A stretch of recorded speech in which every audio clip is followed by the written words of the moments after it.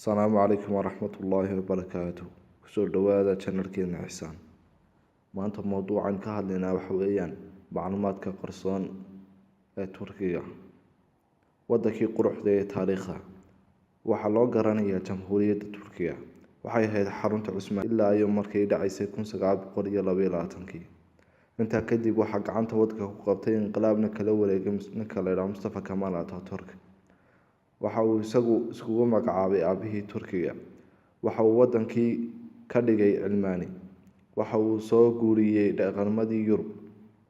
wadanku marka hore wuxuu ku hadli jiray luqadda Carabiga waxaana ka bedelay ninka la yiraahdo Mustafa Kemal Atatürk.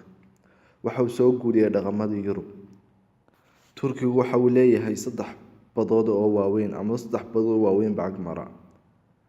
dadkiisu waxay marayaan 85 milyan waxay ku dhow yihiin 100 milyan inay madaxa la galaan. wadanka cid ugu badan waa muslimiin laakiin waxay jira dad kale oo gaala ah jira. ciidanka Turkiga waxa lagu tiriyaa kalabaad ee ugu weyn NATO. wadanku waxa yaala hubka nuclear-ka laakiin isagu ma leh waxa la Mareykanka.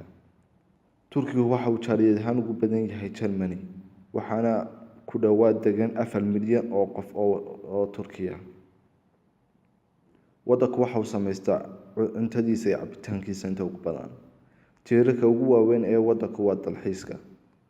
waxa uu leeyahay diyaaradaha sida rakaabka iyo kuwa ciidanka.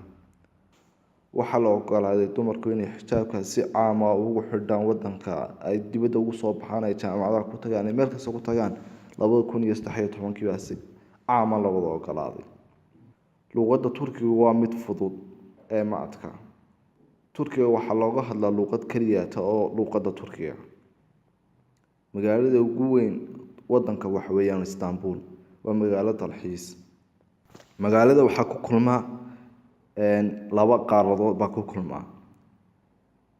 magaalada Istanbul waxa laga dhisay tariinkii ugu horeeyay 1875 waana ka saddexaad ee ugu qadiimsan adduunka. Ankara waa caasimadda Turkiga. laga soo bilaabo 1923 ilaa iyo maanta. wadanka waxaa soo maray 12 madaxweyne. 12 madaxweyne Rajab Tayyip Erdogan.